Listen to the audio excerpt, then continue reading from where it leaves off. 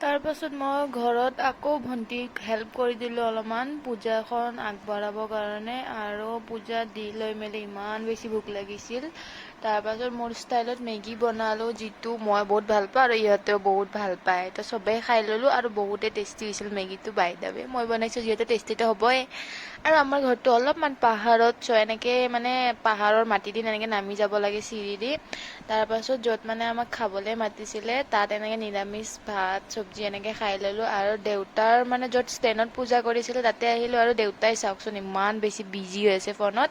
আৰু আমিও অলপমান ব্লগিং শ্লগিং কৰি আহি আছিলোঁ ৰাস্তাৰে আৰু আহি মেলি লৈ ইমান বেছি টায়াৰ্ড হৈ গৈছিলোঁ। উবেৰে বুক কৰি ল'লোঁ ঘৰলৈ বুলি। আমাৰ পাহাৰত হয় কিন্তু আহি যায় অলপমান গাড়ীটো।